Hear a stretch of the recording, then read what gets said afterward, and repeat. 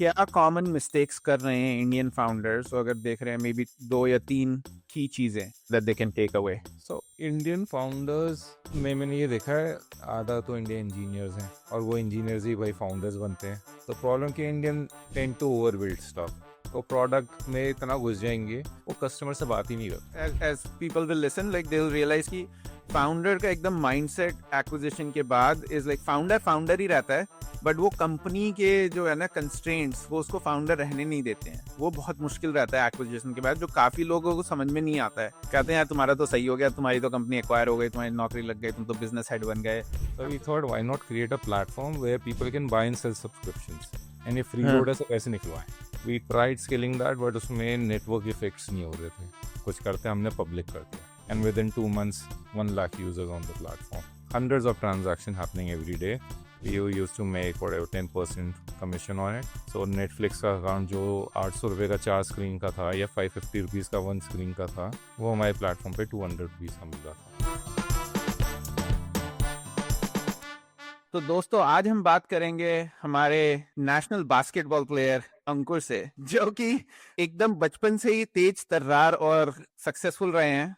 तो ये तो इंडिया की नेशनल बास्केटबॉल टीम में भी खेले हैं। हाई स्कूल में इन्होंने नासा में जाके compete किया है इंडिया की तरफ से। उसके बाद इन्होंने मल्टीपल स्टार्टअप भी चालू करी है, वाई कॉम्बिनेटर फाउंडर भी रह चुके हैं, कंपनी भी बेच दी है, इन्होंने सब कुछ किया है। अभिजीत जैसे बोल रहे थे कि दिमाग की वजह से ये गए बास्केटबॉल में और हाइट की वजह से गए नासा में। तो Ankur, welcome to the show, thanks for joining us. Thank you Rohit, thank you Abhijeet, great intro. Ankur, आज हम बात करेंगे आपकी शुरू की जर्नी। सबसे पहले तो मैं ये क्यूरियस हूँ कि ये नासा में कैसे हुआ और नासा में जाके आपने क्या किया? I got into that because of my maths and science Olympiad में बहुत पार्ट लेता था, so used to come India rank top 10, Delhi rank top first या second generally. So वहाँ से they started building a team and उसमें मैं select हुआ and then represented one of the teams from India, Delhi की team को represent करा था and then we won the competition as well. ओ वाह, ये आदमी सुन के ही कॉम्प्लेक्स आ गया। मुझे पता है अब ये टॉप रैंक की बात करोगे, मेरे को एकदम कॉम्प्लेक्स आ गया सुन के। तो हमारे दर्शक किस चीज में टॉप 10 थे, किस चीज में टॉप रैंक थे? और आपने अभी कुछ बताया कि नासा में जाके कुछ मिलियंस ऑफ डॉलर्स, उन्होंने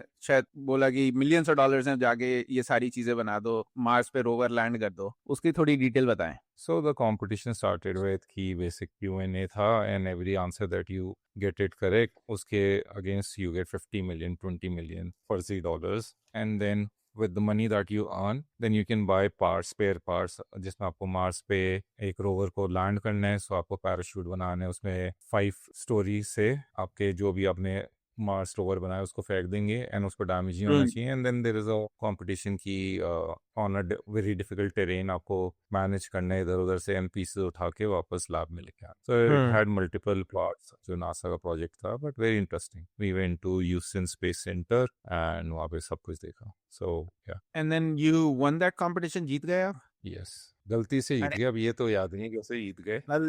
हम जो जीतता है वो कहते हैं गलती से ही जीते हैं। नहीं मैं तो नहीं जीता यार, आज तक गलती से कुछ भी नहीं जीता। हमसे नहीं हो रही भाई। I think I had a मैं अंदर team अपने गली का कंपटीशन जितनी नहीं जीत पाया यार। अरे तो भाई सर हम आप लाइफ में जीत गए हो।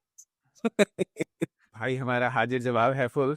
हाँ ये आई तो थिंक अभी जीत रहे हो, राइट? सो लाइफ में तो वही जीत रहे हैं। अरे अपन ही जीत गए यार अपन। साथ में हो गए हम। ईसॉप्स मिले हैं ना अच्छे। तो सब ये जीत ये सब बढ़िया है भाई। तो आप ये हाई स्कूल से ही शौक रहा है बास्केटबॉल का और ये पढ़ाई का भी? Because it is like very two distinct things. एक ही बंदा दूसरा मैं जानता हूँ जिनने ये सब किया, वो था शाहरुख खान। स्वदेश में करा था उसने शायद, बट नहीं, आई थिंक बस हाइट थी तो बास्केटबॉल में था। एंड जब 10th 11th में था I had a back injury and I got fascinated by science, MRI, सीटी। बेड रेस्ट हो गया था मुझे 3 महीने का। तब मैंने डिसाइड करा कि भाई इंजीनियर बनना है एंड थोड़ा एप्टीट्यूड था मैथ्स एंड साइंस का, कंबाइन करके फिर बन गए इंजीनियर। एक्चुअली मेरा पैशन था, so 2 things. I used to be a gamer, तो काउंटर स्ट्राइक सभी खेलते थे, तो मैंने कहा भाई गन बनाएंगे या ये जो एमआरआई सीटी स्कैन की मशीन बनाएंगे। तो यूएस में अरे अप्लाई करा, भाई हाँ बनती है, इंडिया में तो कोई कोर्स था नहीं। घर वालों ने कहा भाई चुपचाप नॉर्मल इंजीनियरिंग कर लो, तो फिर इंस्ट्रूमेंटेशन एंड कंट्रोल करी फ्रॉम एनएसआईटी एंड फिर then I join my family business hospitals में। नाइस। और ये गेमिंग जो आप करते हैं ये सो किस पीरियड की बात है जब आप और ये पीसी गेमिंग से एडिक्टेड थे यार? पीसी गेमिंग है। सो आई वुड से कि इतने मन नहीं करता था आईआईटी जेई की तैयारी करने का, रात भर बैठ के गेम खेलते थे। ठीक ठाक रैंक आ गया आईआईटी एंड एआईट्रिपल में जितनी पढ़ाई करते थे। सो वही मैं कह रहा हूँ कि लगन नहीं थी बट एप्टीट्यूड ठीक था, तो उससे चीज़ें हो जाती थी ऑटोमेटिकली। नहीं भाई, उसके बाद गेम कौन सा खेलता है गेम? गेमिंग इंडिया की 4th 5th बेस्ट टीम से मैंने डोटा भी खेला। ओह, And I have 1000+ hours in Dota 2 as well. So obsessive personality है, कुछ भी करते हैं तो घुस जाते हैं एंड बहुत ही ज़्यादा होपलेसली सोचता हूँ कि सब कुछ कर लेंगे।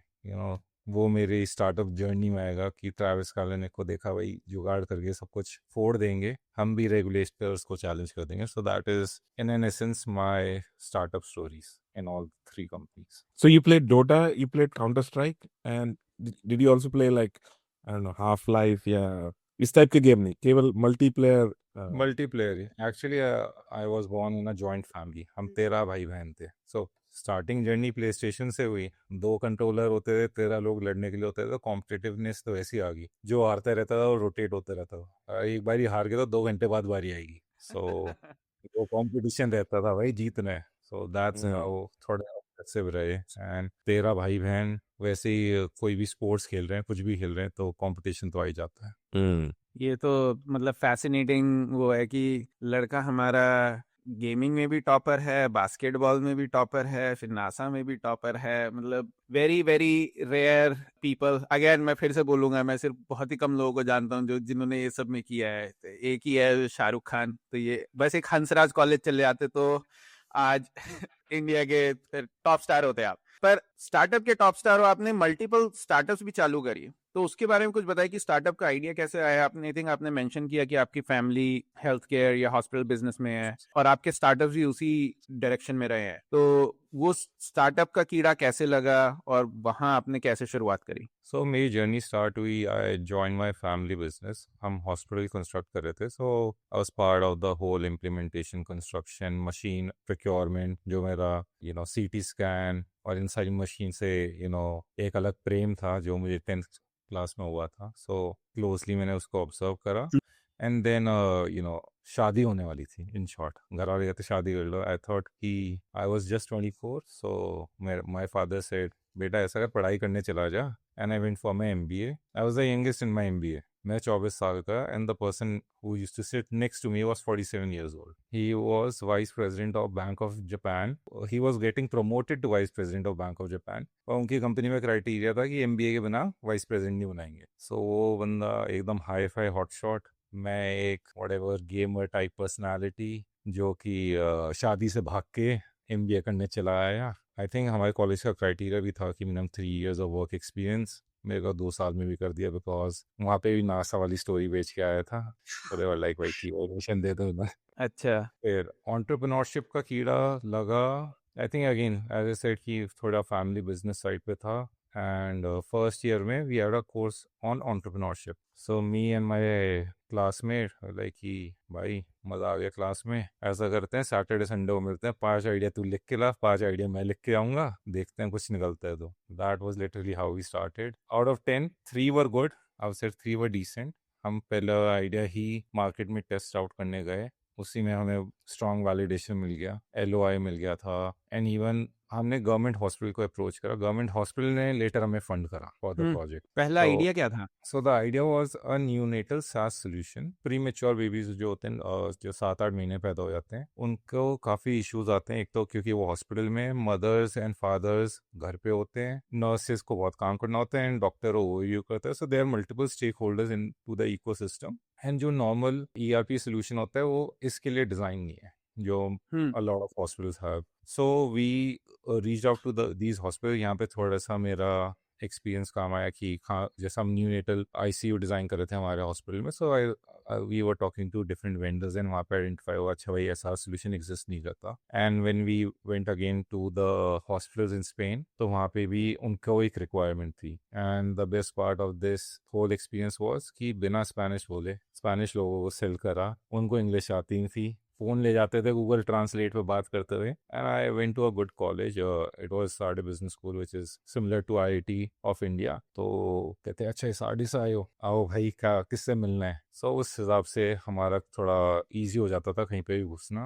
एंड पहले नर्स से मिले, फिर हेड नर्स से मिले, फिर न्यूनेटोलॉजी के डॉक्टर से मिले, फिर हेड ऑफ न्यूनेटोलॉजी एंड डायरेक्टर। इसमें लग गए 3-4 महीने, but eventually got the LOI, did MVP, बनाते रहे उनको। MVP बना के जब सब सही हो गया, द हॉस्पिटल वाज लाइक अच्छा प्रोडक्ट दे दो, एंड वी वर लाइक भाई प्रोडक्ट के तो पैसे नहीं है। So the hospital took a bet on us कि अच्छा भाई ये कुछ 2 इंडियन आ रखे हैं, लगे रहते हैं, चाहे स्पेनिश नहीं आती, कुछ ना कुछ बिल्ड कर रहे हैं, इनके ऊपर बेट लिए जा सकते हैं। So they gave us 100,000 Euros, जिसमें 60,000 यूरोस उनने पायलट टेस्टिंग के लिए वापस ले लिए कि हम यहाँ पे अच्छा। तुम्हारे लिए डॉक्टर नर्सेज लगा रहे हैं, हाँ। वापस ले लिए। तो हमें इवेंचुअली बस 40,000 यूरोस मिले। बोलने के लिए 100K दिए, बट 40K में हमने प्रोडक्ट बनाया। And then we started selling to hospitals in Spain. Then जब समर वेकेशन आई, पीपल सब लोग अपने घर जाते हैं, मूव टू नेदरलैंड्स में गए, यहाँ के मार्केट एक्सप्लोर करते हैं। देन नेदरलैंड्स एक्सपैंड करा, UK एक्सपैंड करा, एंड धीरे धीरे फिर US आया। US में देन सेंट लुइस हॉस्पिटल में एक्सपैंड कर रहे थे, बट हिप्पा कंप्लाइंस के फिर पैसे नहीं थे। सो वी थॉट कि अच्छा जब पैसे आ जाएंगे तब US में एक्सपैंड करेंगे। वहाँ पे भी काफ़ी सारे LOIs आ गए थे, न्यूयॉर्क एक्सेट्रा में। इवेंचुअली कोविड आ गया, सारी sales pipeline died up, and I think it was 16th of March जब इंडिया के बॉर्डर्स क्लोज हो रहे थे, तो 15th March को बोरिया बिस्तर बांध के इंडिया आ गया मैं। देन टेक टीम इंडिया में थी, my co-founder was in India, and सब नेटफ्लिक्स देख रहे थे, एंड नेटफ्लिक्स हॉटस्टार गया। I think I was watching Game of Thrones, तो मैंने एक ऐसे इंस्टाग्राम पे पोस्ट डाल दिया कि भाई क्या सही चल रहा है गेम ऑफ थ्रोन्स का, स्पॉइलर एक्सेट्रा। तो स्कूल का आज से 10 साल पहले किसी का मैसेज आता है, भाई ID पासवर्ड देते है। हैं। लाइक भाई 10 साल से बात नहीं हुई, हाँ। मैं दे दिया, मैं ठीक है whatever। Then I was speaking to my co-founder, मैं कहा भाई देख ऐसे ऐसे हुआ है, पता नहीं। देखी by that time we were in Spain for 4-5 years, me and my co-founder, and मैं कहा कि भाई क्या हम इंडिया से थोड़ा डिस्कनेक्ट करेंगे क्या, क्या ये नॉर्मल है? And then he was like कि भाई मेरे साथ भी हो रहा है। सो वी आर लाइक कि then we spoke to other people कि भाई और किसके साथ हुआ है ये, एंड एवरीवन वाज लाइक जिसके जो भी ID अकाउंट का ओनर था वो परेशान था, भाई फ्री लोडर्स आ जाते हैं बार बार, कोई पैसे नहीं देता। So we thought, why not create a platform where people can buy and sell subscriptions, and ये फ्री हाँ। लोडर से पैसे निकलवाएं। सो वी टेक टीम थी, सब कुछ रेडी था, फटाफट 2-3 महीने में प्लेटफॉर्म लॉन्च करा, एंड इट फेल्ड, क्योंकि वी थॉट कि पहले प्राइवेट नेटवर्क से ट्राई करते हैं, जो आपके कॉन्टैक्ट बुक में है, खाली उन्हीं से आप परचेज या सेल कर सकते हो। We tried scaling that, but उसमें नेटवर्क इफेक्ट्स नहीं हो रहे थे, बिकॉज एक किसी को पर्सनल नेटवर्क ऑनबोर्ड करना वेरी डिफिकल्ट था।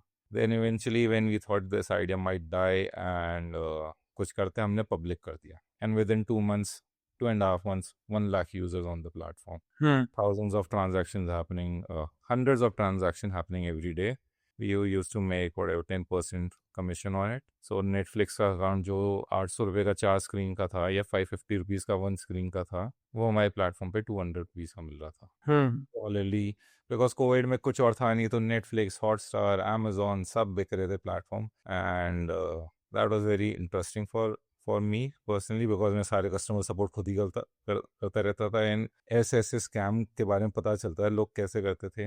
हमने बना तो दिया प्लेटफॉर्म, अब हाँ। आपने तेरे प्लेटफॉर्म से नेटफ्लिक्स खरीद लिया, ओनर के हाँ। पास पैसे चले गए, उसने ID पासवर्ड चेंज कर दिया, अब क्या करूं? Then we have to create an escrow system, then we have to create a pro rata system. ऐसे ऐसे करते करते we scale that platform decently well, and फिर YC का टाइम आ गया था, आई थिंक लास्ट या सेकंड लास्ट डे था, लास्ट डे अच्छा, था। इस कंपनी में पहली कंपनी आपकी थी ओमाद्रे मेडिको, जो स्टार्ट आपने स्पेन में चालू करी, राइट। प्रोडक्ट बनाया, कोविड की वजह से इम्पैक्ट हो गई, you came back to India.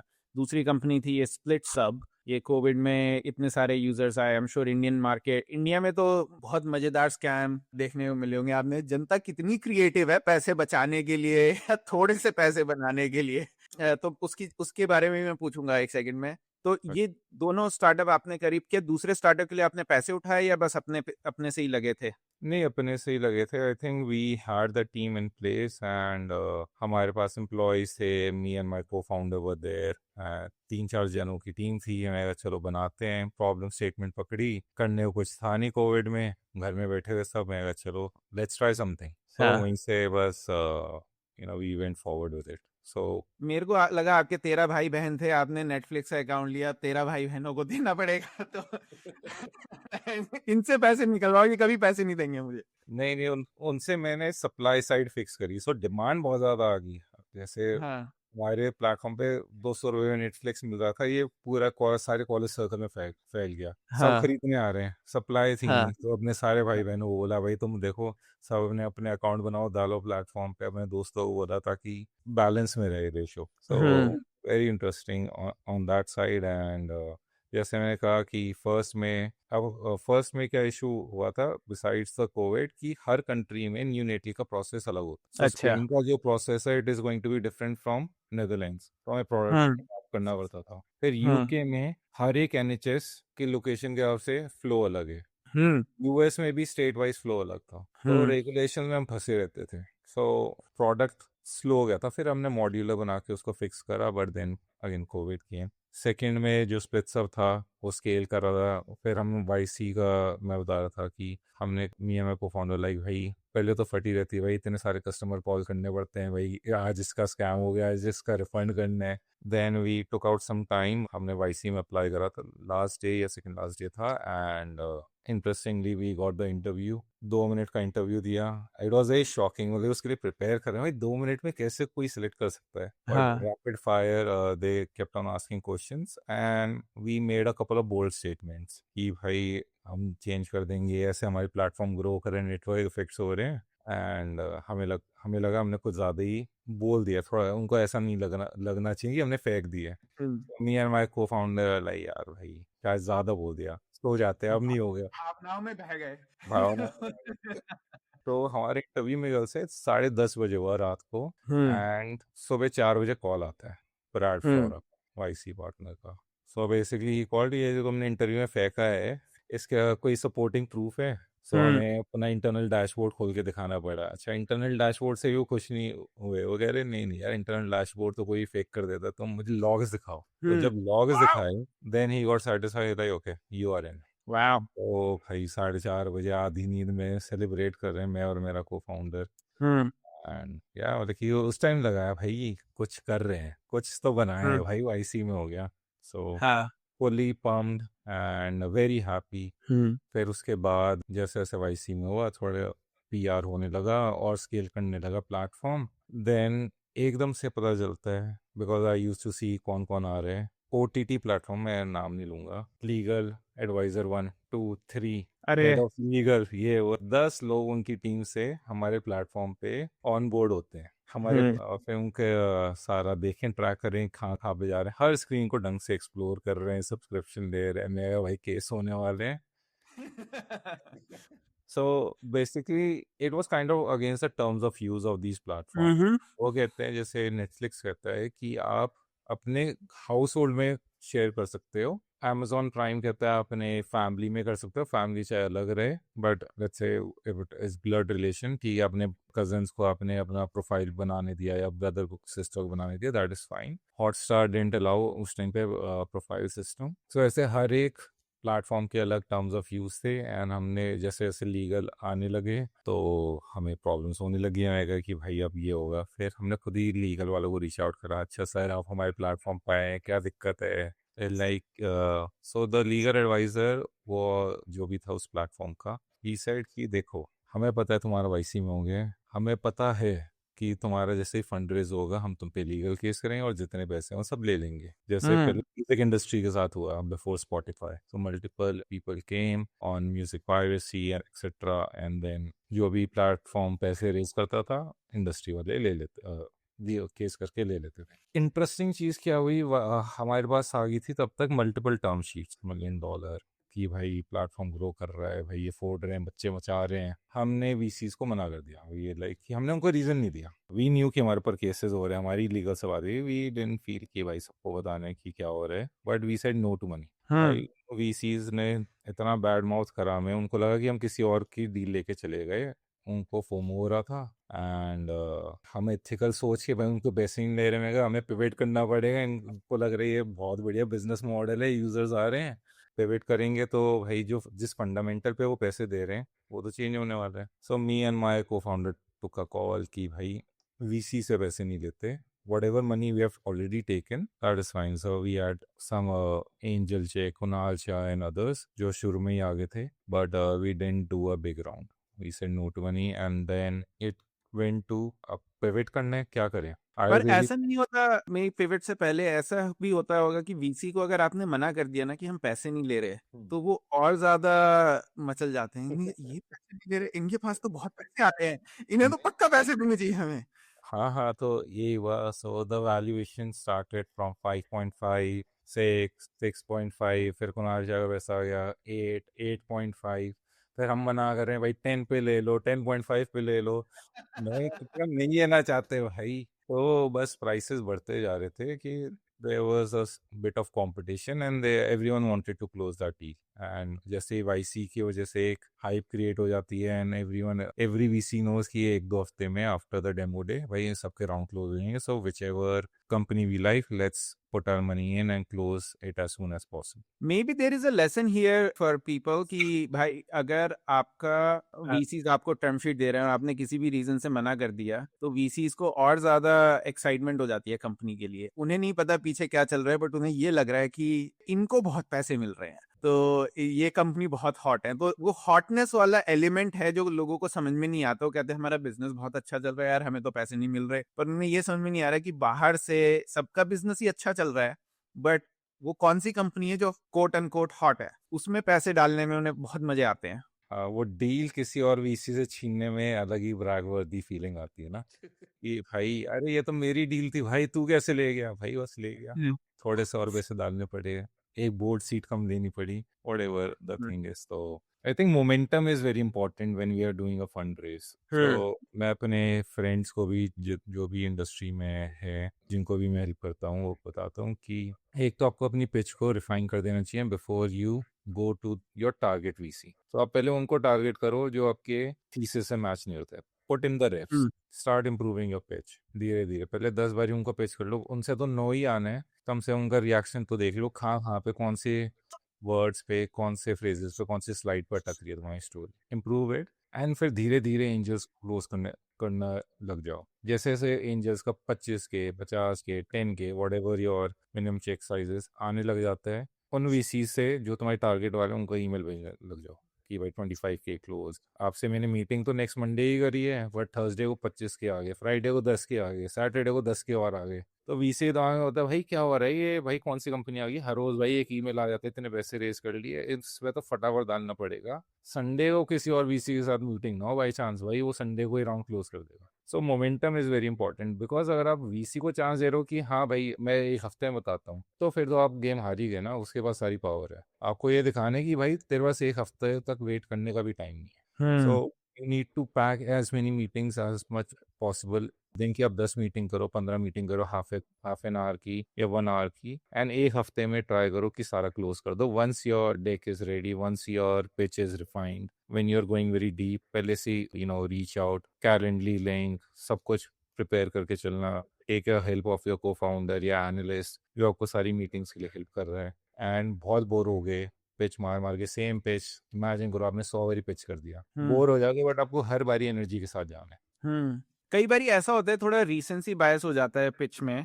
जो सबसे रीसेंट वीसी ने जो रीजन दिया है या सबसे रीसेंट वीसी ने जो सवाल पूछे हैं, आप नेक्स्ट मीटिंग में वो सवाल पहले, उन सवालों का पहले जवाब देने लगते हो, जो कि आई थिंक थोड़ा गलत है. कि आपको पता नहीं कि कौन से सवाल कौन सा वीसी पूछेगा. हर कोई थोड़ा अलग सवाल पूछता है. सबके कॉमन सवाल तो रहते ही हैं, बट हर कोई they come at it from a different angle. I think as founders हमें लगता है ना कि पहले ही सब कुछ बता दो, उसको लगना चाहिए भाई मेरे पास कोई क्वेश्चन नहीं बचा. सो पिछले बार बूथ का पहले से आंसर रेडी है भाई, तो ये पूछना था पहले ही सुन ले भाई इसका आंसर. हाँ, ये जवाब इधर से फेंका, ये जवाब उधर से फेंका मैंने. अभिजीत क्या कहते हैं इसको, सवाल जवाब, सवाल जवाब. ये गलत लोगों के माइंड में रह जाता है बात. So again, coming back to the whole VC pitching thing, again summarize कर देता हूँ. Momentum is everything. Get your reps in. Gym की तरह भाई आपको practice reps निकालने पड़ेंगे.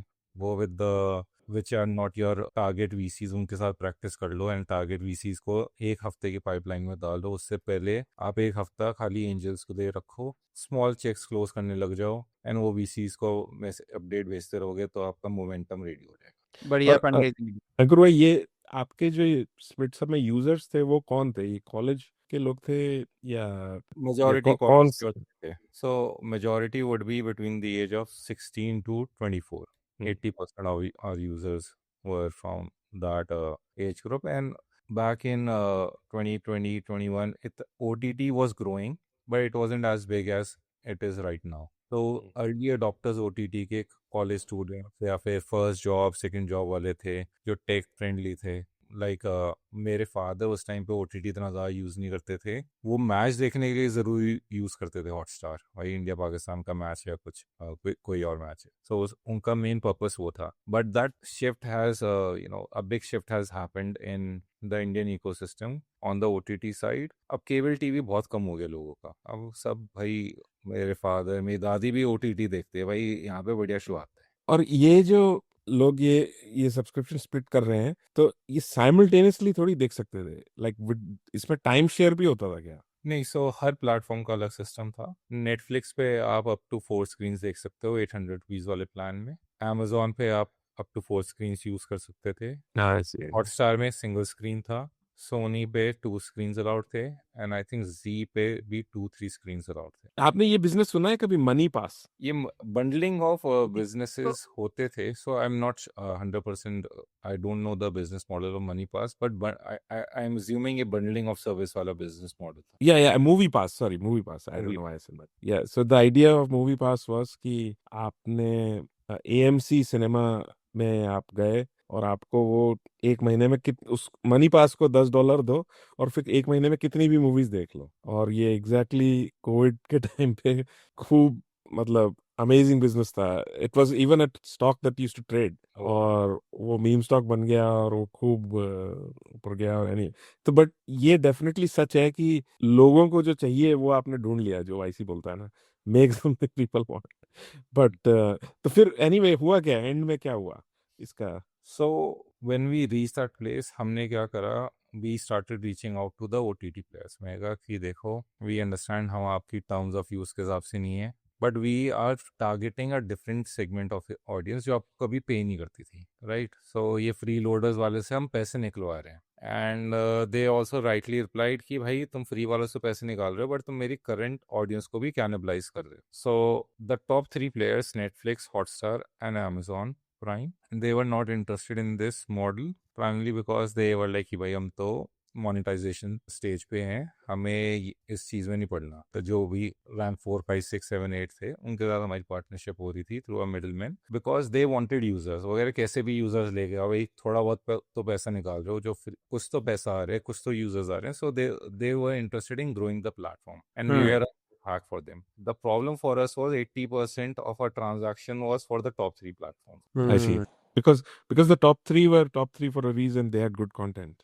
Yeah, good content, and the people were interested on sharing those subscription because वो generally महंगे हैं. बाकी सबके packs are 39 rupees per month, 29 rupees per month, 129 for 6 months. So those were affordable. So people weren't very looking for sharing those subscription. यार इतना तो मैं afford कर सकता हूँ, but 800 rupees per month वहाँ पे लोगों को लगता था कि यार ये मुझे शायद शेयर कर लेना चाहिए. I'll save 600 rupees and 200 में मुझे एक सिंगल स्क्रीन मिल रही है.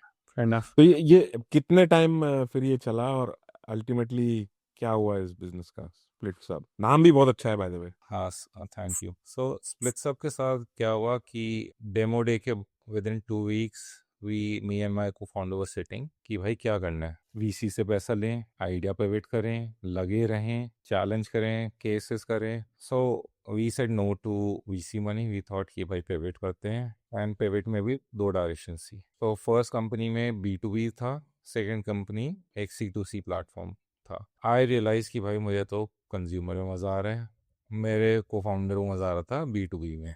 सो वी वर लाइक अच्छा भाई अब क्या करें, दोनों की इंडस्ट्री अलग है. एंड मुझे B2B इसलिए नहीं पसंद था क्योंकि मैं सेल्स एंड ऑप्स करता था. मैं जाता था डॉक्टर के क्लिनिक, बैठा रहता था 2-2 घंटे, सर एक मीटिंग दे दो, एक मीटिंग दे दो. So I really dislike that part and my partner really like the B2B part क्योंकि सामने से क्लाइंट बताता है क्या प्रोडक्ट चाहिए और एक स्टेबल कैश फ्लो बिजनेस है. So my co-founder was a बनिया धंधे वाला, कह रहा भाई यहाँ पे सही धंधा है, कोई रिस्क नहीं है, ये बनाते हैं. So we decided after that कि okay, let me help you 6 months in customer insights and building the product and everything, कि वो मेरा डिपार्टमेंट था, सारा कस्टमर से बात करना, जैसे फर्स्ट कंपनी में, सेकंड कंपनी में, कस्टमर सपोर्ट, एवरीथिंग सेल्स वो मैं करता, उसका डिपार्टमेंट पूरा टेक एंड प्रोडक्ट था, बट वो इनसाइट्स लाना मेरा काम था। तो I help him for 6 months। हमने B2B में एक सब्सक्रिप्शन प्रोडक्ट बनाया जॉइन सब के नाम से, and then I handed it over to my co-founder and then I exited. In the meantime मेरी फर्स्ट कंपनी, वापस फर्स्ट कंपनी में जाऊंगा, इन 2018 मैंने आपको बताया था मैं यूएस में प्रोडक्ट सेल करने गया था। सो इन सेंट लुइस हॉस्पिटल जहाँ पे एक LOI आया था, वहाँ पे मुझे एक प्रोडक्ट MR मिल गया, पिल पैक का मेडिकल रैप। मैं ये प्रोडक्ट तो बहुत सही है भाई, ये तो होना चाहिए इंडिया में। सो उसके बाद मैं फैमिली से मिलने गया था, आई थिंक दिवाली टाइम पे। तो मैं आया, मैं फिर वापस फाउंडर मोड में लग गया भाई, फ़ोन करने लग गया भाई, अच्छा ये प्रोडक्ट है, बताओ क्या सोचते हो, क्या प्रॉब्लम स्टेटमेंट है। उस टाइम पे 1mg and PharmEasy were growing very well and everyone was talking about discount. मैं कहा भाई आज अभी इंडिया ना डिस्काउंट फेज में है, एक premium product and convenience product के लिए इंडिया अभी रेडी नहीं है। हाँ। तो आई लाइक ये आइडिया एक बॉक्स में डाल देते हैं, 5 साल बाद देखेंगे, हर मन करेगा तो फिर से खोलेंगे। So after helping my co-founder I started exploring this idea again. तो उस टाइम मैंने 50 इंटरव्यूज करे थे। अब now after this company I did around 100 to 200 interviews with my new co-founder. And insight क्या थी, पहले लोग बस बात करते डिस्काउंट डिस्काउंट डिस्काउंट, एंड अब बात कर रहे थे मोर टुवर्ड्स अडायरेंस, भाई दवाई सही मिल जाए, टाइमली खा लूँ, because the most of the people that we lost during COVID were who had poor adherence, who had multiple health issues, multiple diseases, etc. So India realized कि भाई जुगाड़, हेल्थ केयर में जुगाड़ नहीं करते, अपनी लाइफ का जुगाड़ नहीं करते, चाहे बाकी जगह करते रहें। So we saw a trend change in Indian। So जब हमने 200 इंटरव्यूज करे, we figured out okay there are 10 problems, 10 में से there are only 3-4 problems for which Indian consumers are willing to change their behavior। Number 1 was obviously discounts, number 2 was around this convenience, number 3 was fill rates कि एक ही जगह से भाई सारी दवाइयाँ मिल जाए, 4th was कि भाई होम डिलीवरी हो जाए। तो these were more less, and 5th was कि भाई मुझे याद दिला दो भाई दवाई खानी है, हेल्प कर दो। सो वी सॉ कि अच्छा 1mg and PharmEasy delivery, fill rates and discounts में दे आर competing, बट कोई भी अडायरेंस पार्ट पे एंड कन्वीनियंस पार्ट पे फाइट नहीं कर रहा। सो वी थॉट कि अब there's an opportunity, the market is still very in nascent stage, हमें मार्केट बनानी पड़ेगी, बट एटलीस्ट इंडियन कंज्यूमर अब डिस्काउंट से थोड़ी और बातें कर रहे हैं, राइट। सो हमने फिर अराउंड 2022 में स्टार्ट कर दिया था वर्क करना on this idea, and it took us 6 months to get an idea की मशीन कहाँ से आएगी भाई ये दवाइयाँ पैक करने की। वी वेंट टू यूएस में बात करी, यूएस वाले ने ऑस्ट्रेलिया भेजा, ऑस्ट्रेलिया से नेदरलैंड्स गए, नेदरलैंड्स से कोरिया पहुंचे, कोरिया वाले ने एक सिंगापुर की कंपनी का नंबर दिया, वहाँ से हमने फाइनली JVM एक कोरियन वेंडर की मशीन को इम्पोर्ट करा, उसमें बहुत टाइम लग गया था। Then started this company called PillUp, which was PillPack for India. Ran that business for around 18 months. Then we got an acquisition offer, sold that company to one of the biggest pharmaceutical companies in India, top 5 pharma by market cap. And उसके पीछे भी एक ही reason था, फिर से regulation में फंस गए थे। So मेरे स्टार्टअप्स की सारी स्टोरी रेगुलेशंस में ही ख़त्म हो जाती है। द थिंग वाज कि इंडिया में जो रूल बुक है, the drugs and cosmetics act, जो कि फार्मास्यूटिकल के ऊपर कवर करती है क्या अलाउड है क्या नहीं, वो 1939 एंड 1945 में लिखी हुई है, इंडिपेंडेंस से पहले की। उसमें ना कोई इंटरनेट का जिक्र है, ना कंप्यूटर्स का जिक्र है, ना कुछ होम डिलीवरी ऑफ मेडिसिन का है, ना कुछ दवाई ऐसे पिल पैक फॉर्म में कर सकते हैं। So everything is legal. Although Covid में क्या हुआ, ई फार्मेसीज को, 1mg एंड फार्मेसी को गवर्नमेंट ने एंड कोर्ट्स ने कह दिया कि अच्छा आप अलाउड हो, क्योंकि उस टाइम पे होम डिलीवरी ऑफ मेडिसिन की रिक्वायरमेंट थी कोविड में। सो गवर्नमेंट ने एक ऑर्डर पास करके उनको टेम्परेरी हेल्प कर दी, बट कोई लॉ है नहीं। जो लॉ आना था was E pharmacy act of 2019, वो आज तक पार्लियामेंट में पास ही नहीं हुआ, ये अलाउ ही नहीं करते। Reason being approximately 1.5 crore Indians are in the retail pharma sector or related to the pharma industry on the retail and supply chain side, and they feel, the government feels and the retail association feels कि ये online pharmacy बहुत बड़ी होगी तो इन 1.5 करोड़ लोगों की jobs are at risk, rightly so. But doesn't mean कि आप यार इनोवेशन रोक दोगे. That's a very big difference that I felt कि यूएस में इनोवेशन को प्रमोट करा जाता है, इंडिया में थोड़ा सोशलिस्ट बिहेवियर की तरह सोच रहे हैं हम, इसलिए हम इनोवेशन में पीछे हो जाते हैं. और एक बहुत ही रैंडम साइड टेंजेंट है कि आईआईटी जेई की पढ़ाई में मेरे साथ एक बंदा था जिसके पास ये सारे मैथ के ना फिट जेई दिल्ली के जो कोचिंग इंस्टीट्यूट था उसके पेपर्स थे, तो वो और मैं खूब साथ में पढ़ते थे, और फिर उसकी जो रैंक है बहुत अच्छी आ गई मतलब वो टॉप में, मतलब टॉप 200-300 में आ गया। मेरी रैंक एकदम लास्ट थी, मतलब एकदम जैसे जो जेई की बस जा रही थी उसमें जो बाहर लटक के खड़े रहते हैं ना लोग, एकदम एक हल्का सा पाँव उनने अड़ा दिया बस, तो मेरी 2000 रैंक थी तो फिर हमारे रास्ते अलग अलग हो गए। वो भाई साहब बहुत सालों बाद इस साल जनवरी में मैंने देखा कि वो 1mg का को फाउंडर है मैंने उसको लिखा कि यार हम लोग साथ में पढ़ा करते थे क्या मैंने उसको लिखने पे लिखा, तो उसका कोई हेलो है नहीं, जवाब सीधा है अबे साले भूल गया तो एनीवे, तो वो गौरव अग्रवाल भाई हैं हमारे जो एकदम आपने 1mg बोला तो उससे मुझे याद आया कि यार ये लड़का मतलब साथ में पढ़ा हुआ है। Anyway, sorry to distract from your innovation India. So small world यार कि मुझे मैं ये सोच रहा हूँ कि नासा वाले भाई को हमेशा गवर्नमेंट या किसी रेगुलेशन से कुछ कुछ टेढ़ा करने की वो क्यों है, आइडिया वही आता है जहां एक लीगल नोटिस आ जाए, या तो सरकार से या तो ओटीटी प्लेटफॉर्म से। इसका बस एक ही था, वो ना उबर की स्टोरी देख ली थी भाई, ट्रैविस भाई पेल देंगे, कर लेंगे, यूनियंस को कर देंगे, गवर्नमेंट को हिला देंगे भाई, बहुत ज्यादा इंस्पायर हो गया था मैं, कर देंगे भाई, होपलेसली ऑप्टिमिस्टिक कहता मैं अपने आप को कि भाई कर देंगे. अब नहीं, अब फील नहीं होता, अब इतने गवर्नमेंट से पिट के, रेगुलेटर से पिट पिट के अब लगता है कि थोड़ा से बिजनेस ही करेंगे इसके बाद जो भी करेंगे. But that was the inspiration, will figure it out. And मेरे एक यूएस के कोलीग ने कहा कि भाई यूएस में ये फिर भी थोड़ा चलता है because government wants to promote innovation and new business models. India is a very conservative country, वहाँ पे हम बॉटम ऑफ द पिरामिड लोगों को हेल्प करना चाह रहे हैं, एंड कई बार ये जो इनोवेशन एंड न्यू टैक्टिक्स है ये उनको ना थोड़ा रिस्क में डाल देती है. सो इस वजह से मेरी थर्ड कंपनी में तो आया चैलेंज, एंड सेकंड में तो था ही. फर्स्ट में थोड़ा डिफरेंट काइंड का था, तो रेगुलेटर से पंगे लेने की आदत हो गई है, पर जीतने की आदत नहीं हुई, दिक्कत ये है. आएगी आएगी, मुझे लगा कि आपने शायद लगे रहो मुन्ना भाई ज्यादा देख ली, बोला जेल जाएंगे तो और भी पॉपुलर हो जाएंगे।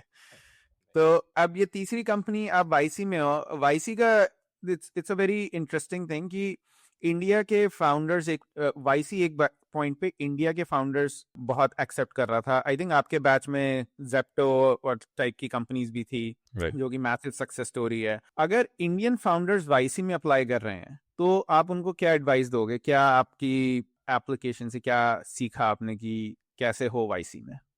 मेरे हिसाब से वाईसी आपको 2-3 पैरामीटर्स पे ही जज करता है. वन इज कि आप अपने कस्टमर्स को कितने अच्छे से जानते हो. They are okay with your idea not being great, because they know कि भाई आइडिया पिवट कर लेंगे, कुछ भी हो सकता है. May be they also feel कि कई बार हमें लगता है कि हम वाईसी के ग्रुप पार्टनर्स को लगता है कि ये आइडिया बेकार है, बट इवेंचुअली वो आइडिया बहुत अच्छा निकलता है.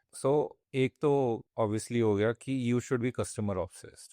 सेकेंड चीज जो बहुत इंपॉर्टेंट है कि आपके और आपके को फाउंडर में क्या, जब स्टार्टअप्स आर वेरी हार्ड, बहुत सारे टफ टाइम्स देखने पड़ते हैं. So when the tough time come, क्या आप एक साथ रह के उनको फेस करोगे या एक दूसरे पे चढ़ोगे, राइट? सो को फाउंडर रिस्क को मिटिगेट हमेशा करते हैं. इफ दे सी कि भाई इन को फाउंडर्स में बन नहीं रही, सो वो आपको नहीं लेंगे. And third and most important जो वाईसी कहता है, भाई शिप शिप शिप शिप करो भाई, प्रोडक्ट को निकालो, टूटा फूटा निकालो, कैसा भी निकालो, but your speed should be there. Work on the feedback. हमारा ग्रुप पार्टनर ये पूछा था भाई पिछले हफ्ते क्या सीखा, क्या नई इंसाइट लेके आए हो, क्या शिप करा तुमने. एंड अगर हम 2 वीक में हमारे पास कुछ एक नया आंसर नहीं है, हमें इतना गिल्ट होता था भाई क्या कर रहे हैं, बाकी लोग तो बहुत आगे निकल गए, हम इतने स्लो क्यों चल रहे हैं. And then we used to work extra hard कि भाई वो नेक्स्ट वीक क्वेश्चन आने वाला है, what new insight do you have, या आपने क्या नया प्रोडक्ट शिप करा. ये एक इंटरेस्टिंग है कि वाईसी कभी ये नहीं पूछता कि और कैसा चल रहा है, वाईसी ये पूछता है कि पिछले हफ्ते क्या परेशानी आई, पिछले हफ्ते क्या सीखा, क्योंकि कैसा चल रहा है में आप बहुत रैंडम जवाब दे सकते हो, कहानियां बना सकते हो, बट पिछले हफ्ते क्या सीखा या पिछले हफ्ते क्या परेशानी, वो आपको तभी आएगी जब आपने कुछ किया. And that was something that I like still remember from 2016 कि वो मैंने कहा ये हर बार ये क्यों पूछते हैं कि क्या परेशानी है पिछले हफ्ते, मैंने कभी अच्छा भी तो पूछो.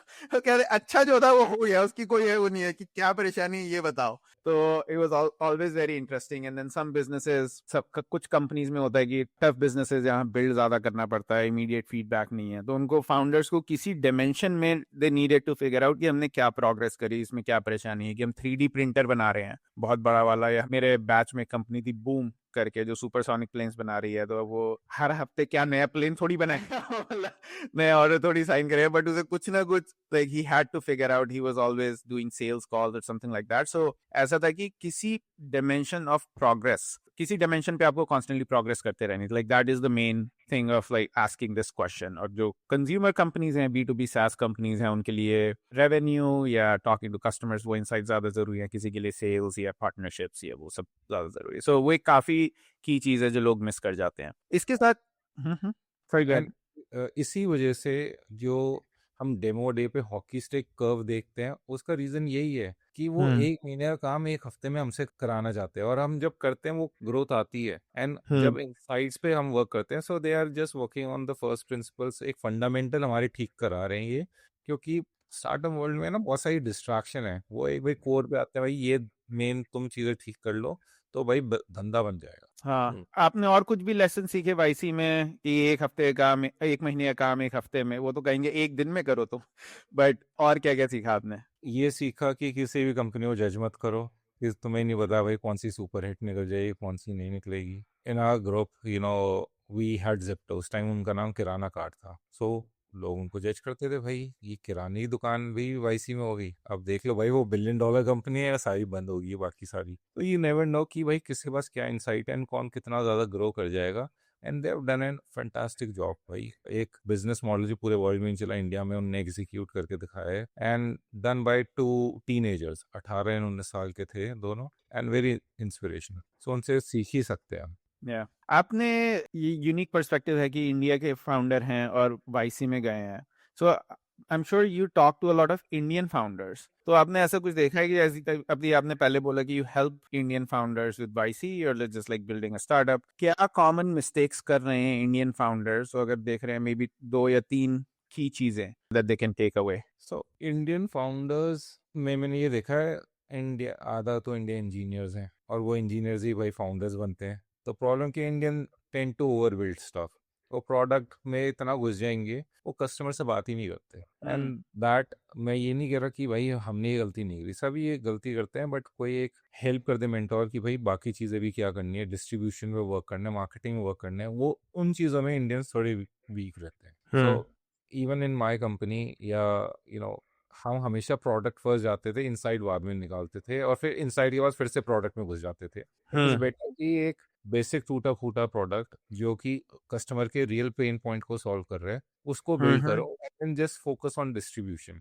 अगर आप मान लो बहुत ज्यादा यूजर्स लिया है, यूजर्स आपको खुद ही बता देते हैं कि भाई प्रोडक्ट को कैसे ठीक करना है, बट अगर आप गलत डायरेक्शन में बिल्ड करते जाओगे तो यूजर कहते हैं भाई ये प्रोडक्ट तो हमें चाहिए ही नहीं. So that is one place where I feel कि इंडियंस ओवर बिल्ड करने लग जाते हैं एंड डिस्ट्रीब्यूशन पे फोकस नहीं करते. एंड हम सबने सुना है कि first time founder product build करता है, सेकंड टाइम फाउंडर डिस्ट्रीब्यूशन फिर बिल्ड करता है. उसका रीजन यही है कि समझ में आ जाता है कि भाई product is not everything. Obviously a good product and great marketing works better than great product and poor marketing.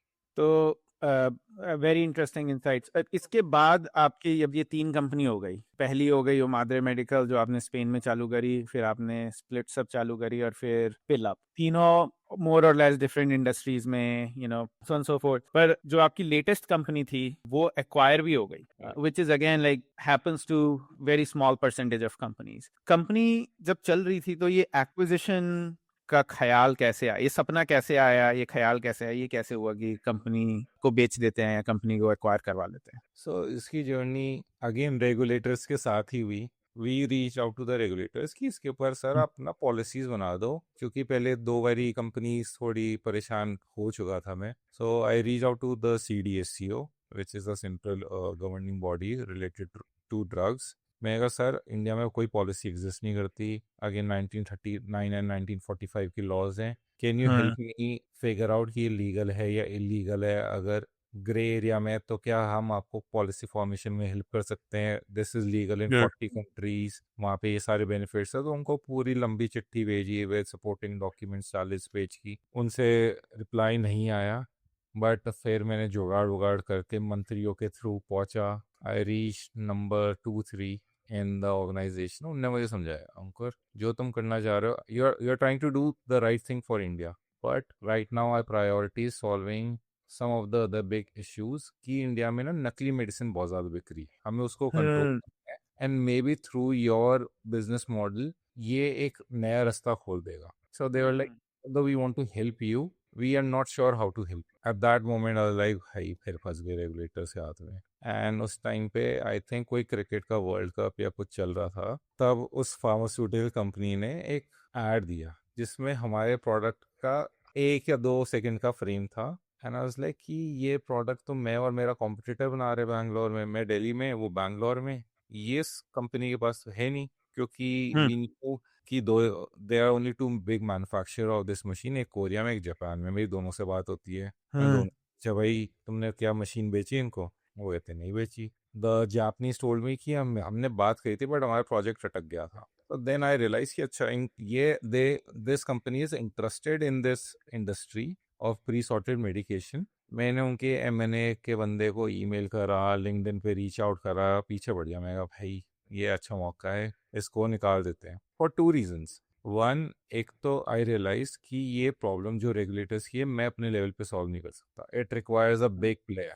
वो बिग प्लेयर ही कर सकता है जिसके सुपर कनेक्ट्स हैं, who can make these people or who are the head of CDSCO answerable कि भाई तुम ये पॉलिसी क्यों नहीं बना रहे, राइट? पोस्ट चाहिए, वो बिग प्लेयर से आ सकता था। And second, because of this regulatory challenge मुझे थोड़ा फंड रेज में भी इशू हो रहा था। I am getting interest, but then वही एक पैराग्राफ लेके आ जाते थे 1939 और 45 का कि रूल 65 सबसेक्शन 19 में ये लिखा हुआ है कि तुम नहीं कर सकते, बट 109A में लिखा हुआ है तुम ऐसे कर सकते हो। तो उसी के अराउंड कॉन्वर्जेशन घूम रही थी। सो इन्वेस्टर्स वर लाइक यार we are not sure whether you want to proceed or not. So then I thought कि भाई acquisition is a good option. मेरे ऊपर से एटलीस्ट मंथली पेरोल की हेडेक हट जाएगी। I still want to build the business, and the acquiring company, great company, really gave me autonomy in a way कि तू वही business build कर, and the owner of that pharmaceutical company, I met them, very nice guy, only लगता नहीं है भाई billionaire की तरह रहते हैं, उनका ऑफिस और वो सब बहुत सही है, but very humble humans. I spend a weekend with them weeks back, so बहुत ही सही लोग। आई लाइक कि भाई इन्हीं को बेचता हूँ। They gave me autonomy, as I said, the CEO and the leadership in the company. So main company ने एक्वायर नहीं करा था, उसकी सब्सिडरी ने एक्वायर करा था इन अ वे। सो जो मेरी कंपनी का फिर जो फ्यूचर CEO था जिसको मुझे रिपोर्टिंग करनी थी, great guy, super intelligent, and leadership में 2-3 बंदे इतने फाड़ थे, मैं कहा भाई इनके साथ काम करके मजा आएगा। So that was the reason I went with the acquisition. And मुझे लग रहा था कि भाई मेरे से सॉल्व नहीं होगा ये रेगुलेटर वाला चैलेंज, ये बिग फार्मा कंपनी ही सॉल्व करा सकती है। कितना टाइम लगा सिंस आपने वो जब एड में 1-2 सेकंड का देखा और उसके बाद रीच आउट किए और पूरा एक्विजिशन होने, उसका टाइमलाइन क्या था? मैंने ऐड देखा समवेयर आई वुड से अक्टूबर में ऐड देखा, अक्टूबर में मैंने रीच आउट चालू कर दिया था, नवंबर में कॉन्वर्सेशन स्टार्ट हुई, नवंबर दिसंबर में I met the CEO, and उसने मुझे ग्रैंड विजन बताई कि भाई कैसे, how we are thinking of plugging you in our big vision for this company. It took us 3-4 months. I think April तक acquisition complete हो गया था। अच्छा, तो टोटल मतलब 1 महीने लगे। 5 महीने लग गए थे फ्रॉम रीच आउट टिल 4 महीने बोलूँगा एक्विजिशन में, 2 महीने and initial negotiation and paper work, सारा उनको जो बैकग्राउंड चेक करना था, क्या कंपनी है, क्या कैसे है, सारे डॉक्यूमेंटेशन एक्सेट्रा। और आपने अलग मतलब मल्टीपल लोगों को रीच आउट किया था या बोला कि अगर कोई एक्वायर करेगा तो यही कंपनी है जो कर सकती है? मैंने बस इनका ऐड देखा था तो मुझे समझ आ गया इनका इंटरेस्ट है। तो अगर इनके साथ बात नहीं बनती so I would have reach to other pharma companies as well, but यहीं से मुझे इंटरेस्ट आ गया सो लाइक कि इन्हीं को क्लोज कर देते हैं and I didn't have a reason to go to another company, क्योंकि अगर मुझे ओनर से मिल रहा हूँ कि विजन समझ में आ रही है, they are willing to take a bet on me and the business as well as CEO बंदा सही है, ऑटोनमी दे रहे हैं, सो मतलब most of the boxes were checked, एक हाफ चेक बॉक्सेस थे बस, ठीक है जो पे स्केल था वो थोड़ा कम था, ये एक्विजिशन अमाउंट ओके था, बट आई वाज हैप्पी कि majority of my team was getting acquired, सबकी जॉब है and everything, so it was a good win, decent win, but somehow थोड़ा सा लगा यार जल्दी के चक्कर में या थोड़ा और रीच आउट करता तो बेटर ऑफर निकाल सकता था, बट आई वाज हैप्पी कि it went into good hands. हाँ, मेरे ख्याल से कभी लोग ये सोचते हैं कि थोड़ा हमेशा थोड़ा और कर सकता था, जिसके चक्कर में चीजें डिफिकल्ट हो जाती हैं। एक्विजिशन होना बहुत जरूरी है, एक्विजिशन क्लोज होना बहुत जरूरी है। आई एम श्योर अगर बात करने लगेगी क्या क्या दिक्कतें आई तो ऐसे लंबी सी लिस्ट निकलेगी दिक्कतों की, कि कभी ये पेपर वर्क नहीं था, कभी उनकी टीम बोल देगी कि अरे तो हम खुद कर लेंगे, ये नहीं ये नासा वाला लड़का नहीं चाहिए हमें, हम खुद कर लेंगे। ये कुछ ना कुछ वो कहानी करते रहते हैं, जिसकी वजह से एक्विजिशन कभी कभी एकदम एंड में आके कंप्लीट भी नहीं होते। तो एक्विजिशन कंप्लीट होना ही अपने आप में काफी इंपॉर्टेंट है, उसी के बाद आपकी अगली जर्नी चालू हो सकती है। अब आपने कंपनी बेच दी और आप नई कंपनी में काम कर रहे हो, तो ये फाउंडर से अब कंपनी बेच के सीईओ को रिपोर्ट करना और नई कंपनी में काम करना, इसका एक्सपीरियंस कैसा था? काफी फाउंडर वहीं रुक जाते हैं कि अच्छा बस कंपनी बेची, पर कंपनी बेचने के बाद क्या हुआ? सो मेरा मोर और लेस 18 मंथ्स का लॉक इन है, सो वही सब कर रहे हैं, थोड़ा फाउंडर कीड़ा तो होता है, but I will answer the question. So journey ये थी कि ऑल्दो एटॉनमी थी इन डिसीजन मेकिंग, बट एक स्लो कॉर्पोरेट प्रोसेस भी था। जो डिसीजन आई थिंक जो सबसे बड़ी प्रॉब्लम लगती थी कि जो डिसीजन मैं खुद ले सकता था 1 घंटे में, उसके लिए मुझे एक प्रेजेंटेशन बनानी पड़ती है और मुझे सबमिट करनी पड़ती है, उस प्रेजेंटेशन का अप्रूवल आता है, उसका डिस्कशन होता है, 1 हफ्ता कई बार निकल जाता है, नॉट ऑलवेज, कई बार निकल जाता है, एंड आई एम लाइक यार ये तो क्या कर रहे हैं, इतना टाइम क्यों वेस्ट कर रहे हैं, एंड बहुत बारी बिना पे एनुअल एओपीज बना रहे हैं। स्टार्टअप्स में यार इतना ज़्यादा फाइनेंशियल प्लानिंग में नहीं घुसते, मतलब जितना मेरा एक्सपीरियंस रहा है कि सीरीज ए के बाद में भी घुस रहे हैं, पर जब तक business is in the initial 1-2 crore बंदा कर रहा है, let's focus on fixing things and getting insights of the customer rather than just being very adherent to भाई तुमने बोला कि तुम इतने एक्सपेंसेस करोगे और तुम ऊपर जा रहे हो, भाई एक्सपेरिमेंट भी तो करने हैं, कुछ नया फिगर आउट करना है, ये चैनल नहीं चल रहा कुछ और करते हैं। सो वो स्पीड नहीं थी, I think that was a problem, even though I would again से कि मेरा जो सीईओ था वो बहुत अमेजिंग बंदा है, but at the same time जो कंपनी का कल्चर है वो चेंज नहीं हो सकता। He came from a B2B background and company का culture is more towards B2B, थोड़ा operations and sales, even product team. अब एकदम से उस कंपनी में एक B2C का कल्चर फिट करना इज वेरी डिफिकल्ट। वो सेल्स ओरिएंटेड ऑर्गेनाइजेशन को आप मार्केटिंग ओरिएंटेड ऑर्गेनाइजेशन बनाना चाह रहे हो, it was a very difficult challenge. And company में शेयर्ड रिसोर्सेज है, although I had autonomy on operations and business and everything, but a lot of product marketing HR finance was commonly used. So वहाँ पे हमें challenge आता था कि maybe we don't have the right marketing team, कि ये जो B2B वाला DNA है इसको B2C वाले DNA पे कैसे जाएं, ये जो स्लो प्रोसेस है इसको फास्ट कैसे करें, ये एक्सपेरिमेंट्स में कैसे हम बढ़ें। तो that was one of the problems, and ये बेसिकली कल्चर का ही था प्रॉब्लम। एंड मे बी हमें आदत थी, मी एंड माई को फाउंडर, एक छोटा सा ऑफिस है भाई, सेम डे रिजॉल्व करेंगे वरना घर नहीं जाएंगे, टू मिलते हैं। अब हमारा ऑफिस दिल्ली है, एक ऑफिस हमारा बैंगलोर में, एक ऑफिस हमारा अहमदाबाद में है, तो फ्लाइट पकड़ के जा रहे हैं मीटिंग में डिस्कस करने कि कैसे इसको सॉल्व करना है, एंड ये ऑनलाइन भी हो सकता है बट इन पर्सन करना है। बैंगलोर में जाना, अगर आप गए आपको पता है कि जाना ही एक सरदर्दी है, 3 घंटे तो एयरपोर्ट से ऑफिस जाने में लग जाता है। तो that is a problem. More over कहाँ पे मुझे प्रॉब्लम आती थी कि एक ट्रांजिशन हुआ from founder to business head, and that transition although वो टाइटल का ट्रांजिशन था, but at the same time वो एक रिस्पॉन्सिबिलिटी एक डिफरेंट वे में थी। वो ग्राइंड माइंडसेट खत्म हो गया कि कुछ भाई बिल्ड करना है।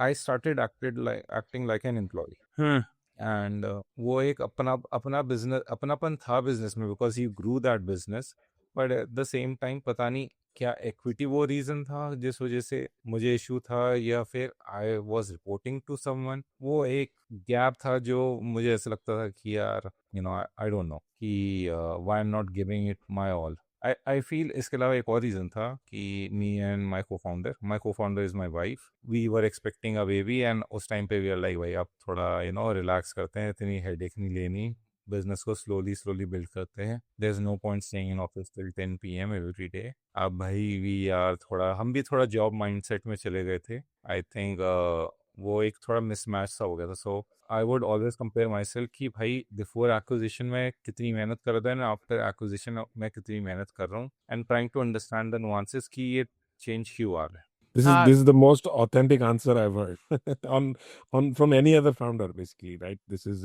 exactly what happens. ये एक मेरे पास एक एनेक्डोट है, थोड़ा सा ऐसी थोड़ा रैंडम बताता हूँ कि मैं किताब पढ़ रहा था, उसका नाम है लिफ्ट ऑफ, जो स्पेसएक्स के काफी शुरुआती दिनों की कहानी है। तो उसमें ग्लेन शॉर्टवेल जो आई थिंक या ग्वेन शॉर्टवेल जो जो सीईओ थी, वो ना सेल्स का प्लान बना के पूरा रेडी करती है, प्रेजेंटेशन वगैरह बना के फाइल वाइल सब। तो वो इलॉन मस्क को प्रेजेंट करने जाती है, तो वो मस्क बोलता है कि I don't care about the plan, just get on with the job. तो उसके दिमाग में समझ नहीं आएगी उसे प्लान। तो फिर वो बोलती है कि अब से मैं प्लान नहीं लिखूं कि नहीं नहीं, वो बोलते सेल्स करो, मतलब एक्चुअली।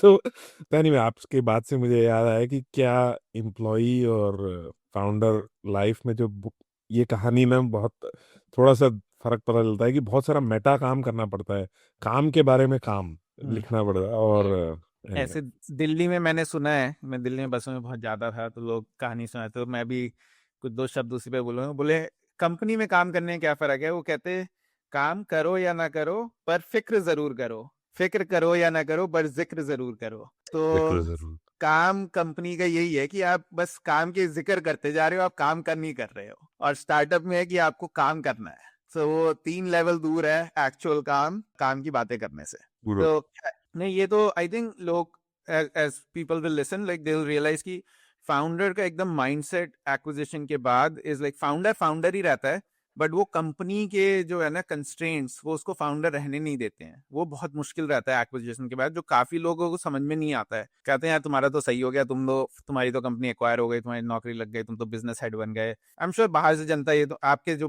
भाई बहन है, भाई की कंपनी एक्वायर हो गई, भाई हमारा एग्जिटेड फाउंडर, पर अंदर उनको बहुत परेशानी है, वो किसी को समझ में नहीं आती।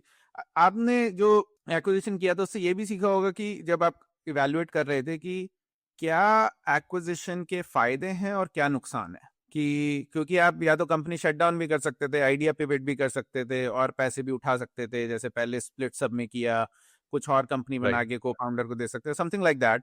तो आपने एक्विजिशन डिसाइड किया तो उसके फायदे और नुकसान क्या देखे? सो फायदे एंड नुकसान में तो मेन यही था कि रेगुलेटर्स को एक बार और चैलेंज करने का मन था। मैं सोचा इस बार एक बार एक बड़ा सपोर्ट लेके जाते हैं, देखते हैं कुछ होता ही नहीं होता। हाँ। और या तो फिर अगर अब भी नहीं हुआ तो आई गेट टू नो कि भाई इंडिया में रेगुलेटर्स को चैलेंज करने का फायदा नहीं है। फ्यूचर हाँ। में अगर कोई भी बिजनेस करूंगा, एक क्लीन बिजनेस करूंगा। So that hmm. Was one of the reason. Second कि I think I had been in the startup industry for 5 6 6 years हो गए थे, एंड इतनी बड़ी कोई सक्सेस विन नहीं मिली थी यार, छोटी छोटी विन्स मिल रही थी, ठीक है।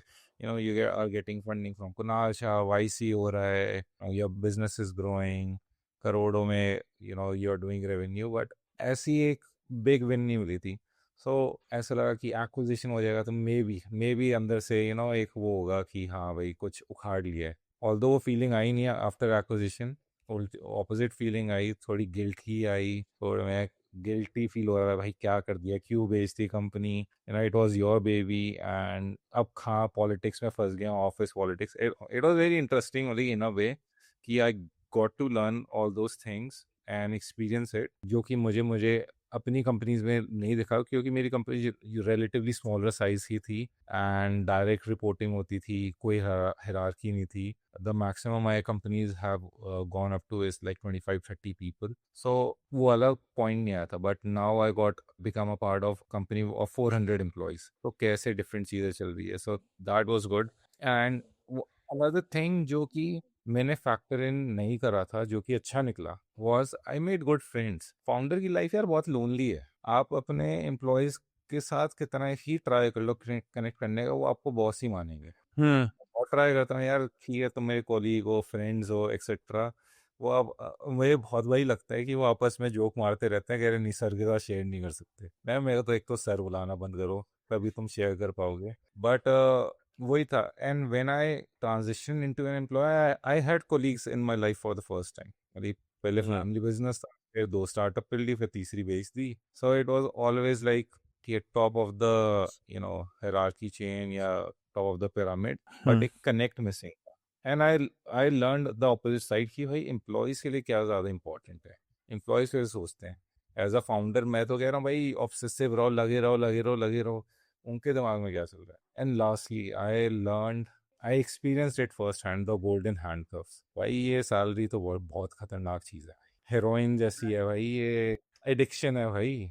हर रोज हर महीने 1 तारीख को सैलरी आ जाती है भाई, कितनी अच्छी फीलिंग है। Being again from founder mentality, start a founder and family business, वहाँ पे कुछ ऐसा फिक्स सैलरी नहीं होती। वहाँ पे ये होता है भाई अच्छा काम कर रहा है तो भाई एक्स्ट्रा पैसे हैं, बेकार काम कर रहा है उस महीने तो कुछ पैसे नहीं है, राइट। तो salary is an addiction that I never thought. ये अब ये सोचो कि लोग तभी बिग टेक क्यों नहीं छोड़ते। मेरे दोस्त ने अभी एक एप्पल में काम करता है, अभी नौकरी छोड़ी। उसको मैं बोल रहा था भाई मून पे more people have landed on the moon than people who have left their job at Apple on their own without anything else. तो पर उसका वो भी ऐसे माइंडसेट का था कि अरे बहुत नाटक हो गया, he was at Apple for 15 years और समथिंग लाइक दैट। तो अब वो चिल मारने के लिए। बट आपकी जो इस कहानी में ये जरूर बोलूंगा कि ये अंदर से फीलिंग कभी नहीं आएगी कि कुछ उखाड़ लिया है। नहीं तो भाई हमारा नासा में जाके कंपटीशन जीत के आया है, भाई नेशनल बास्केटबॉल चैंपियन है, भाई ने कंपनियां करी हैं, भाई वाईसी गया है, पैसे उठाए हैं, इतना सब किया है, तब भी अंदर से फीलिंग नहीं आ रही। वो कभी नहीं आएगी। ये मैं अभी अभी बता सकता हूँ आपको कि अगर $1 बिलियन कंपनी बन जाएगी तो कहोगे यार 10 बिलियन नहीं बनी यार, ये 50 बिलियन नहीं हुई, 100 बिलियन नहीं हुई, जनरेशनल कंपनी बनानी है। तो ये फीलिंग की को चेस करना तो छोड़ ही दो। और आप मतलब मेरे को पता है कि कॉन्स्टेंटली बहुत बड़े बड़े काम करोगे, अगली कंपनी बहुत बड़ी बनने वाली है। नहीं, वो गोल पोस्ट हमेशा चेंज होता रहता है, ये तो ट्रू है। बट आई थिंक मेरा एक इंटरनल माइलस्टोन है, 100 मिलियन की एक कंपनी का एग्जिट हो जाए, I think I will be satisfied. I think I will be satisfied, I नहीं डोंट हो नो रहा वेदर भाई। I will be satisfied not. तो अंकुर भाई अब आपने इतना सब कर दिया, इतने झंडे गाड़ दिए, कंपनी बेच दिया, आपका लॉकिंग पीरियड भी खत्म हो गया, तो आजकल क्या खिचड़ी पका रहे हो?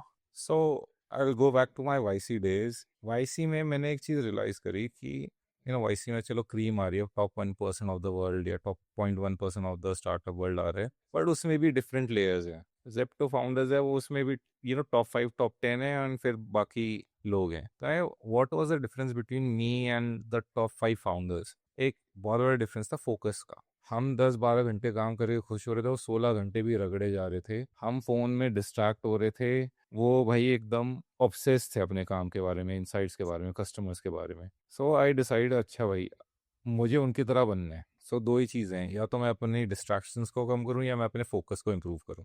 सो मैंने क्या करा, मैं गया, मैंने ADHD की गोली ली। मैं कहा इसको मैं ना एक ड्रिंक में डालता हूँ और ये बेचूंगा मैं। मेगा एनर्जी ड्रिंक है स्पोर्ट्स प्लेयर्स के लिए, red bull red sports drink होगी, गेटोरेड स्पोर्ट्स प्लेयर के लिए, रेड बुल होगी भाई एनर्जी ड्रिंक।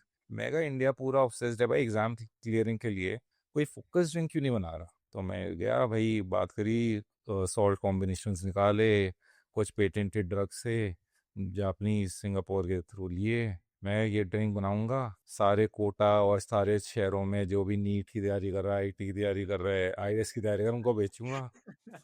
और रेडी 6 महीने लगा दिए। मैं कहा, बस अब तो भाई करोड़पति बनने वाला हूँ मैं। फिर गया फसाई के पास, सर अप्रूव कर दो। वो कहते बेटा जितने आपने ड्रग्स डाले ना ये फार्मास्यूटिकल ग्रेड हो गया। फिर मैं कहा नहीं नहीं नहीं, फिर से रेगुलेटर्स के पास नहीं जा रहा भाई मैं। हो गया, नहीं नहीं नहीं।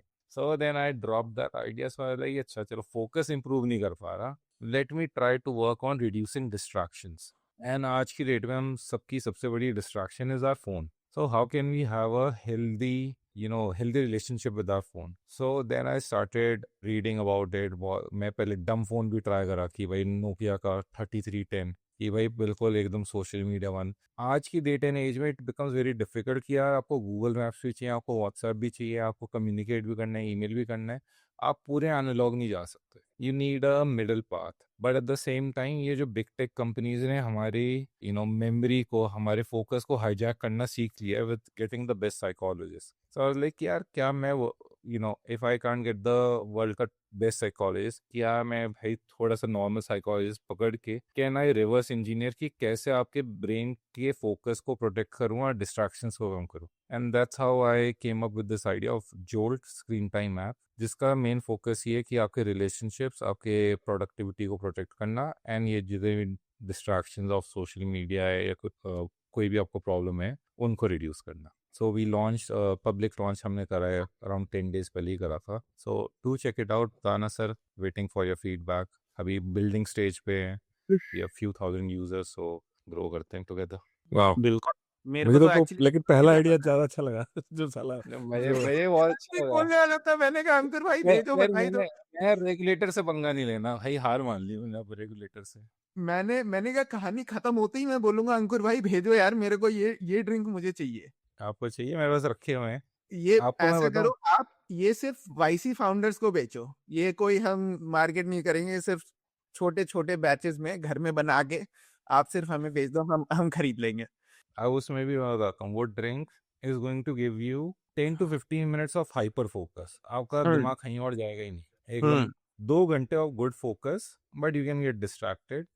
प्रॉब्लम क्या आती है, हमने उस ड्रिंक में ना अब भाई भाई का मन था कि भाई इंडस्ट्री को तो तबाह कर देना है, ठीक है, तो शुगर भी डाल दी, हम्म। कैफीन भी डाल दिया।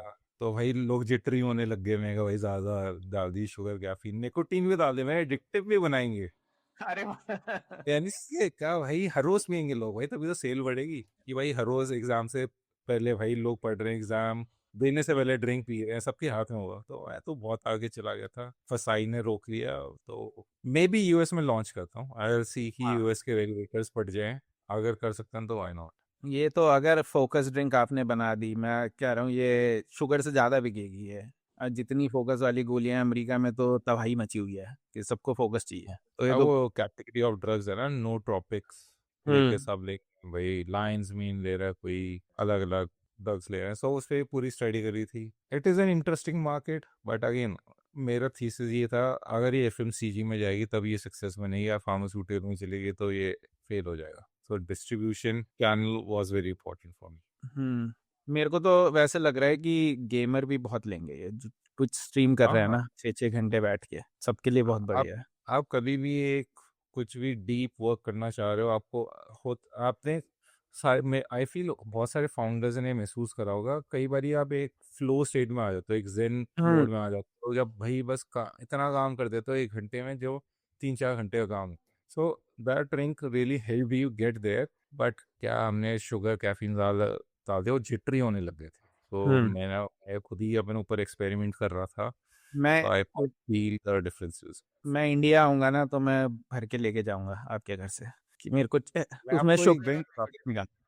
एक ड्रिंक बता देता हूँ, आपको यूएस में मिल जाएगी, सिमिलर टू हाँ। दैट। अच्छा। It's called Neotonic, NEOTONIC। अच्छा। चलो, कुछ ये पॉडकास्ट करके मुझे सीखने को बहुत मिलता है फाउंडर से, जो नई नई चीजें मेरे को बताते हैं, तो मेरा तो इसी में वैल्यू निकल जाती है सारी। तो जो भी देख रहा है, जो भी सुन रहा है, आप एंड तक अगर देखोगे पॉडकास्ट तो हमेशा वैल्यू मिलेगी, ये हमारा गोल है। एंड ये स्पेलिंग है NEUTONIC, हम्म। न्यूटॉनिक ड्रिंक।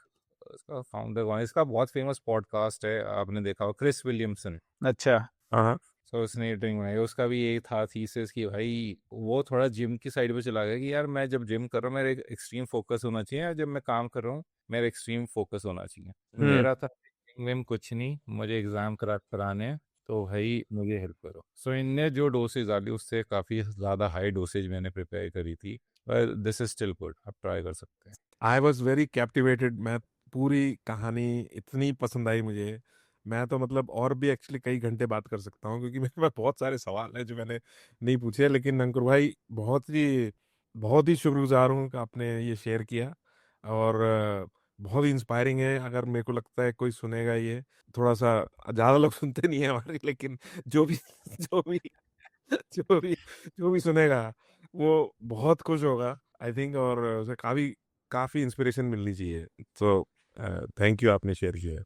मुझे तो बहुत मजा थैंक आया। You for having me on this pod. मुझे बड़ा मजा आया। ये स्टोरीज ही तो हैं। मैं तो कहता हूँ कि सच को don't let truth come in between a great story.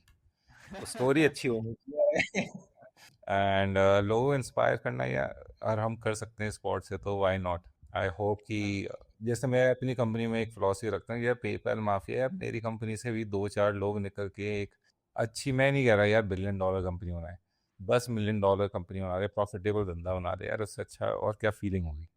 हाँ, ये एक बड़ी कंपनी से जो लोग निकलते हैं उसी से पता चलता है कि कंपनी कितनी अच्छी थी। सिर्फ पेपैल की राइट। वजह से नहीं कि पेपैल माफिया ने क्या किया, उसकी वजह से पता चल रहा है कि पेपैल कितनी धाकड़ कंपनी थी। तो आपका भी होगा, बट एनीवेज आने के लिए बहुत बहुत शुक्रिया। हम अभिजीत, मुझे बहुत मजा आया।